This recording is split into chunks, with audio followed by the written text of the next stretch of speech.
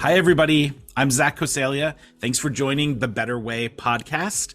I am the co-host of this podcast. I'm also the co-founder and the leader of R&G Insights Lab, which is the legal industry's first and only analytics and behavioral science consulting practice. I am joined here with my co-host and colleague, Hui Chen. Hui, do you want to introduce yourself? Hello, everyone. I am Hui Chen, and I'm Senior Advisor at the Insights Lab here. And I'm very happy to be Zach's partner in crime in this episode and going forward. If you listened to the last episode, you heard Hui Chen, my co-host, interview me. And now I'm going to interview Hui Chen. We want to start by getting to know you a little bit better, although in fairness, I feel like everyone already knows you. And one of the reasons why they know you is because you are so well known due to your time at the Department of Justice as the DOJ's first compliance consultant expert. But I don't want to start there. Before we even get to that role, I want you to tell our listeners a little bit more of how you got there. Tell us about your career leading up to that point, because interestingly, it actually started at DOJ, right? Absolutely. So I've had a quite atypical career. It started out relatively typically. I always wanted to be a prosecutor. So my goal when I graduated from law school was DOJ, and I was lucky enough to be selected into the Attorney General's honors program, which was a highly selective program. And I was able to get in and be part of the criminal division.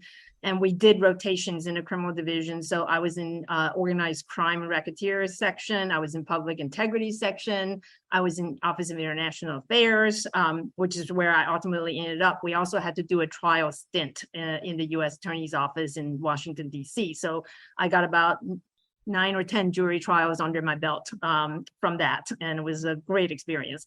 I wanted to have more trials. So I went to the Eastern District of New York, where I was an assistant U.S. attorney. Then I moved in-house from that role to from being a prosecutor to become an anti-piracy lawyer for Microsoft in Central and Eastern Europe. So I had this interest in law school, third year of law school, spent 20 hours a week in the language lab learning Russian. This was 1990 when the Iron Curtain was falling. And so I was fascinated with Russia. And that led to this career with Microsoft based in Munich, doing anti-piracy work in Central and Eastern Europe. Then I came back to the US with them after 3 years in Germany. And did the same anti-piracy litigation in the U.S. And I was, my home was New York, and I was there when 9/11 happened. And as a result of some of my volunteer work from 9/11, I ended up leaving Microsoft to go study theology. I went to Princeton Theological Seminary, got a Master of Divinity, was ordained as a minister in the Presbyterian Church of USA. I just want to make sure everyone heard that. Did everyone hear that? Say it again, Hui. I was an ordained minister, and part of my training was doing a hospital chaplaincy at Robert Wood Johnson University Hospital in New Brunswick, which was Central New Jersey's level 1 trauma hospital. So I have, I really am getting goosebumps as I'm talking about this experience. I still stay in touch with that chaplaincy. And it was an amazing experience where I really, no exaggeration, saw life and death multiple times a day. And it really was the kind of experience that puts everything in perspective. So I was minister. I ended up working in ministry, not for very long before I realized that my temperament was much better suited to be a lawyer than a minister. So I called my friends at Microsoft, said I would like to come back. And they said, how would you like to go to China? And I said, to do what? They said, to do this thing called compliance, anti-corruption compliance. And I said, oh, well, that's about as far away from being a minister in New Jersey as could be. So I took that opportunity. That was my entree into the compliance world. I was with Microsoft in China for 2 years. And then I returned to New York and was with Pfizer doing international investigations. That's where I met you, Yes. Zach, and we worked together. You were my best outside counsel, and after 3.5 years or so of constantly traveling and constantly sort of having people lie to my face, I decided that I was a little tired and I wanted to have a little break. Up until this point, after work at Pfizer, I had been taking culinary classes at the Institute of Culinary Education in New York. And I realized to get good at it, I just needed a lot of practice. So I went to Italy and I worked in 4 different restaurants in northern Italy as a cook, not a chef. Chef is the person in charge who actually knows what he or she is doing. I was a line cook. So I did that for just a few months, and then I went off, took some time off to go to Brazil, went to the carnival, had a great time. While in Brazil, I got a call asking me if I wanted to go to join a bank, Standard Chartered Bank in London, to be their global head of anti-bribery and corruption. And they said they would move you to London. And I said, oh, well, if they move me to London, sure, I'll go. So went to London, was building out the bank's global anti-bribery and corruption program. When I learned about the role that Andrew Weissman was then creating at the fraud section in DOJ's criminal division. So somehow I ended back to the building where I started as a young prosecutor, and I was there. So that's the journey leading up to the compliance counsel role. It's incredible. I just hope for anyone who's keeping track, I think I got 8 different careers there over the course. And what's so interesting is that I think to many of our listeners, you're probably best known for your work in compliance and in the ethics space. But you had actually had a career as a prosecutor. You had had a career working in-house focused on piracy, and a career as an ordained minister before you even found compliance, right? Absolutely. And believe it or not, I think things really come together. I used to it's not even that much of a joke. I said, compliance and ministry, a lot of similarities. We pray a lot and we take confessions. Someone write that down. That is great. So let's talk about your role as the first compliance consultant expert at DOJ. How did that come about? I heard about this role being created through a former colleague at DOJ, and they said, they really want someone who's been with different industries, and I fit that bill. So I had been in technology. I was at the time in financial services. I was with pharma. And a lot of people don't realize that fraud section doesn't just prosecute FCPA cases. The FCPA is one of 3 litigating units. They have a healthcare fraud unit, and they have what was then called financial securities fraud unit, and now it's market integrity and something else unit. They renamed it, but financial crimes primarily. So someone who's got the pharma background, the financial services background, knowing how these things have worked in different industries was someone that they were very interested in. So I interviewed and was ultimately selected. And tell us about what the role entailed. And why it was so kind of important at the time, and we can talk a little bit about now too. So what the idea that Andrew Weissman had was that he really thought of compliance as a real field of expertise. What a revolutionary thought, right? So this is not just somebody who, I think, there's a problem that went on here, we could just, maybe do that. He actually treated this as a field that requires expertise, just like a forensics scientist would. So, when they need forensic accounting, they go to forensic accountants. Prosecutors don't say, oh, yeah, I can try my hand at forensic accounting. They don't do that. They go to forensic accountants to help them to do those things. So he saw this expertise as something that would be beneficial to the prosecutors who, by DOJ policy, are required to consider companies' compliance programs when they're prosecuting corporations. So that's sort of the compliance assessment as part of their resolution process. But also from investigations perspective, it's helpful to have someone there who essentially can tell them where the bodies are buried. Mm. And this is I worked in addition to sort of the compliance assessment piece that everybody knows about. So that meant I sat in on all the meetings that they had on compliance program presentation with companies. I sat in on everything, all the monitor meetings. I even got involved in situations where monitors in the company have disputes, and fraud section has to sort of step in and mediate. So I did all those compliance related work, but also investigations work. I worked with prosecutors on drafting grand jury subpoena, and also on thinking through who they should be interviewing as part of their investigation. I worked with the healthcare fraud team on looking at data analytics in the opioid cases.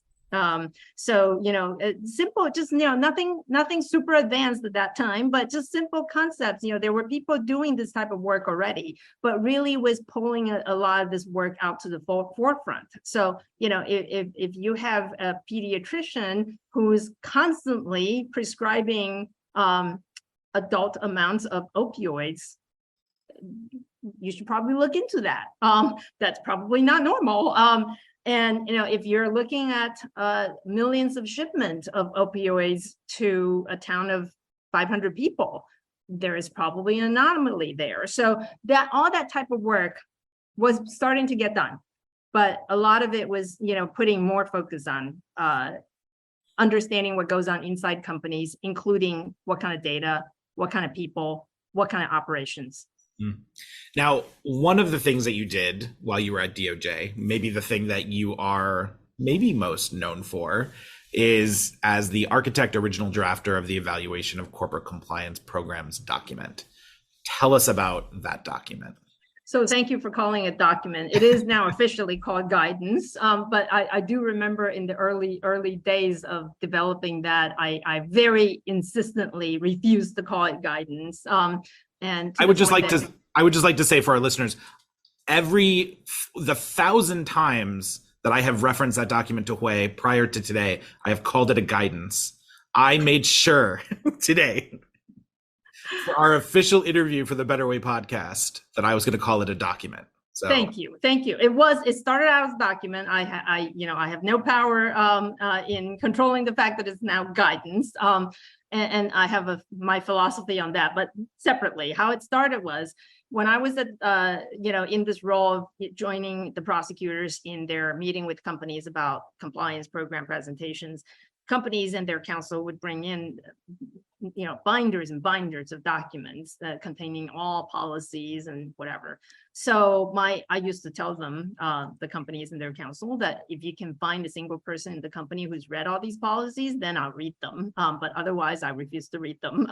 In my whole time there, nobody could ever come up with somebody who's actually read all the policies. And so I feel like they were coming in with information that was not helpful to us in terms of our evaluation. So, this is the old adage now, but it wasn't old adage then when people come in and, show us their training completion rate. And, what does that tell me? Oh, you were able to make people sit through a training. Did they learn anything? You can't tell me. That data point does not tell me if people learn anything or change their behavior as a result. So I said, what if we put out the kind of information that we would like to see that would be helpful to us in evaluating compliance programs. And this is in the spirit of transparency, so that we tell you what we think will be helpful for us in evaluating your program, so that when you come in, you can at least know what kind of questions to expect from us. So this is not like a surprise quiz where you come in preparing one set of information, we want a whole other set that you never prepared for. That was the genesis of the original intent of all of this. And the reason, and that was exactly why I didn't want to call it guidance. We are not guiding you to anywhere. We're just asking questions. We're asking questions that we think would be useful in our assessment of compliance programs. And so that was where it came from. I love it. So I want to come back to your career. We had prosecutor, we had ordained minister, we had in-house compliance expert, we had in-house legal expert. we had cook in Italy. One thing that was missing from that list, if anyone was paying attention, was law firm lawyer. Correct. Yep. So here you are now at R&G Insights Lab. Tell us why here? Why now? Because of you, Zach. Oh, geez. So honestly, so part of it was I was having a lot of fun as a solo consultant after my DOJ stint, and for clients, and I was very intentional about not practicing as a lawyer for a number of reasons, including that I don't see this as practicing law. I see compliance programs as business operations. So I was very intentional about that. And I had no problem partnering. I would tell clients, I would work, if you want my work to be protected by privilege, then have me, basically work with whoever you have. And those who don't have preferred counsel, I have plenty of sort of my own network of lawyers to bring in. But at some point, I really just do miss having a team. I mean, truly a team of people that not this team for that client and this team for that client, but really a team that's a constant for me. I also felt a little bit frustrated that I couldn't give everything to the clients that I was advising. So I said in our first episode that part of the origin story for creating the lab was frustration that I felt, both in terms of service providers and even more so frustration with the discipline of compliance, for the way that we were doing compliance. We're gonna get psychological. Do you have those same frustrations, Hui, or do you have your own frustrations with the discipline? Oh, yes. I mean, on a daily basis. And I think what frustrates me the most is this lack of what I would call a scientific mindset. And I'm, again, I'll emphasize, I am not a scientist. I am not even good at science. Science courses were my downfall drawing from high school onward and backward. But what I do appreciate is this mindset that when we set out to fix a problem, we measure that problem, we understand the size and scope and dimension of the problem, and then we set out hypotheses and we test those hypotheses. We see if our solutions work. That mindset is very much missing in how we have traditionally applied, the compliance. We started this actually in the first episode by talking about how, we called it the Better Way podcast, not because we have all of the better ways. Let's just be really clear about that. We don't believe that we have all of the answers. We actually see this is a exploration of better ways. This is part of the journey to find better ways. But what are some of the better ways that you have seen in the compliance space?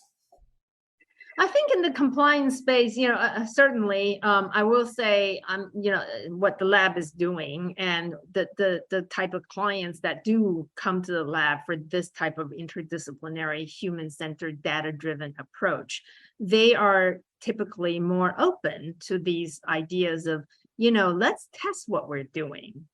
Let's measure the size of the problem, understand the problem, propose solutions, test the solutions, and then refine them.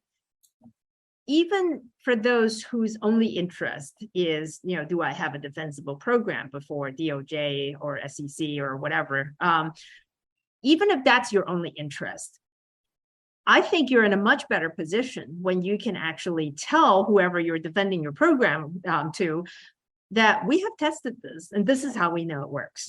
So very few compliance officers, I would say 5 years ago, even had this data-driven measurement mindset, measure, test, evidence mindset. I think there are more, but they're still a minority. I think the majority of compliance professionals are still tackling it based on what I call the old recipe. Yeah. So you've had such an impact in your career. You've inspired me You've inspired the lab even before you joined. You just have an incredible mind. So now this is not just me flattering you. This is leading somewhere. I think innovation, the search really for better ways, it requires some amount of intentionality. These better ideas don't just materialize.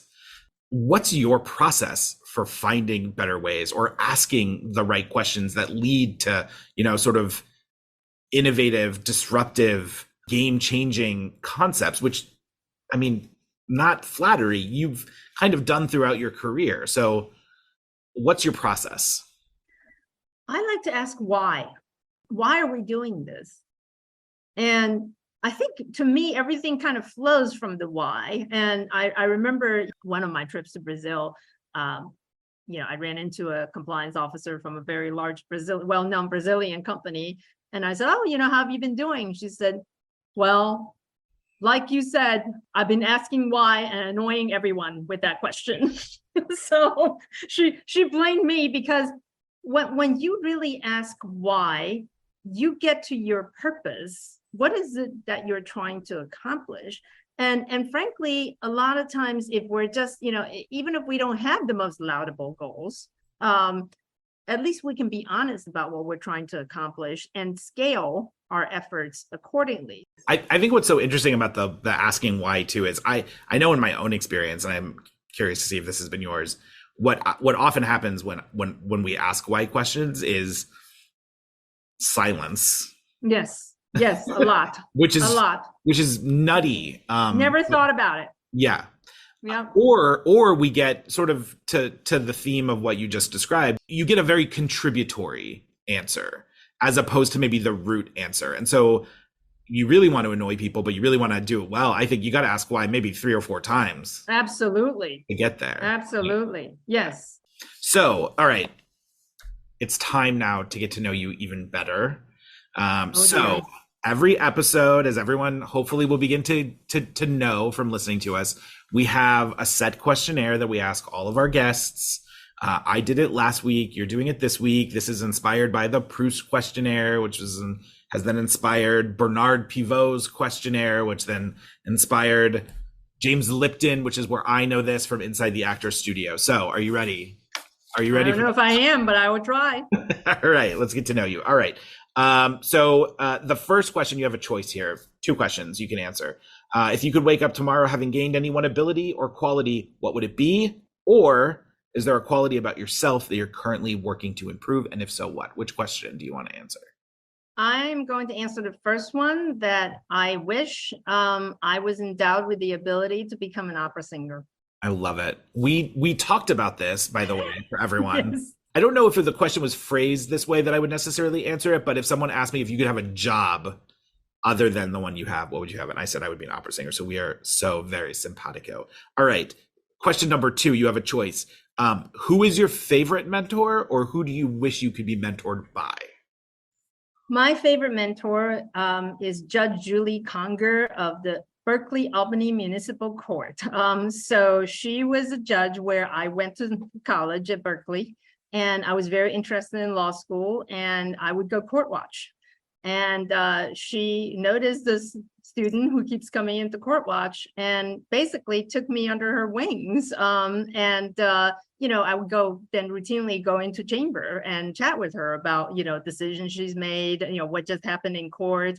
Berkeley Albany Municipal Court, by the way, is just a crazy court. And if you're old enough to know that back in the 80s or 90s, there was a TV program called Night Court. Berkeley Albany Municipal Court is kind of like Night Court. So crazy things happen there. But Judge Conger was sort of my guide to a lot of what happens in the courtroom. She wrote one of my recommendations for law school. She swore me into the bar. Forever thankful to her. Amazing. They're bringing Night Court back, by the way. So we have that. Okay. Where's the best place you've ever worked? Aside from the lab,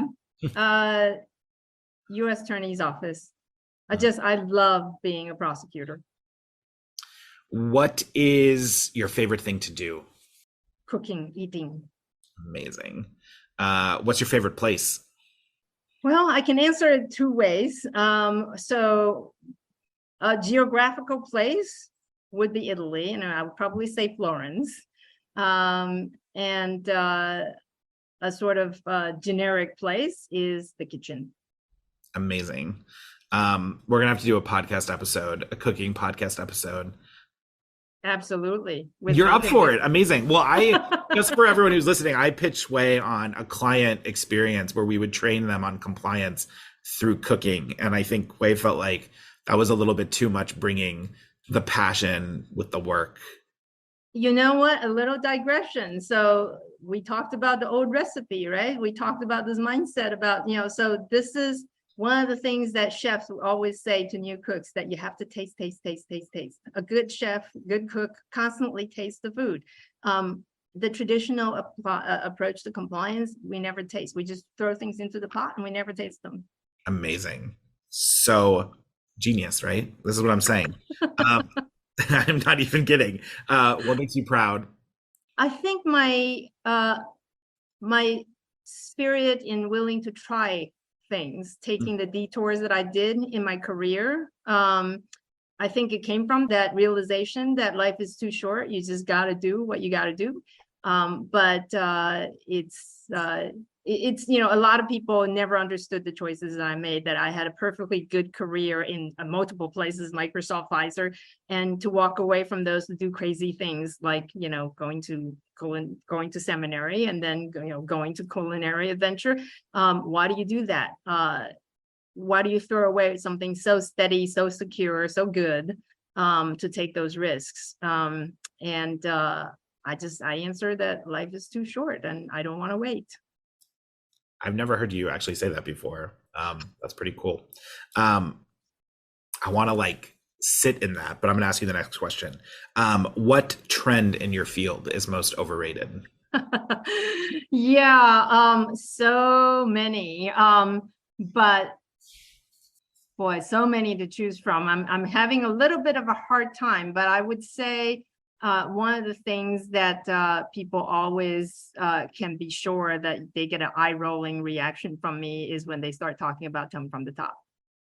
Yes. I've seen we are now both eye-rolling. Yes. Not because tone at the top is not important, but because tone at the top is not the end-all be-all of how you assess culture or whether or not things are working. And also tone is great, but conduct is better. And this was one of the things that actually was in the document, the guidance document, was that I remember saying as we were working and finalizing that, I said, I don't like this tone from the top. What is this, a choir exercise? And Andrew Weissman said, how about conduct from the top? So that was what we put in the document that got so little attention. I mean, for all the attention that document got, nobody zeroed in on that. And I also think this has multiple dimensions of problems too, because there's also the question of what exactly is the top. When you have a very large corporation, do you really think the CEO sitting in one country has that impact on someone who doesn't even speak that country's language, sitting somewhere else and never meet this person? I also think the way it's measured is very problematic. So I often say that, we're always measuring tone from the top, or at least the presentations I've seen on tone from the top. It counts how many times the CEO has said something pro ethics and compliance. Well, that, my analogy is that's like counting calories only when you eat vegetables. Yeah.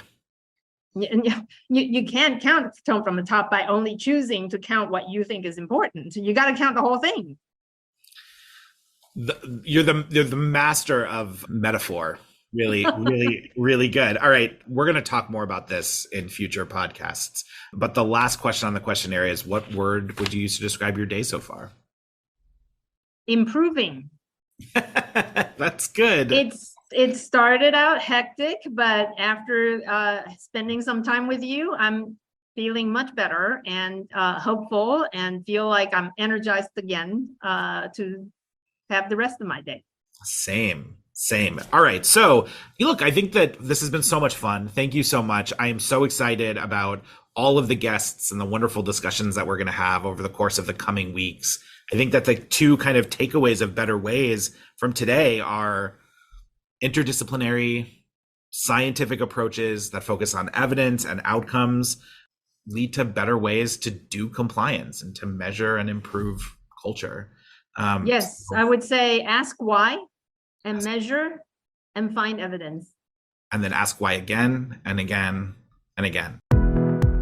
Well, that's all we have time for today. Thank you all for tuning in to the Better Way podcast and exploring all the better ways with us. For more information about this or anything else that's happening with the R&G Insights Lab, please visit our website at www.ropesgray.com/RG Insights Lab. You can subscribe to this series wherever you regularly listen to podcasts, including on Apple, Google, and Spotify. And if you have thoughts about what we talked about today, the work the lab does, or have ideas for better ways that we should explore, please do not hesitate to reach out. We would love to hear from you. Thank you again for listening.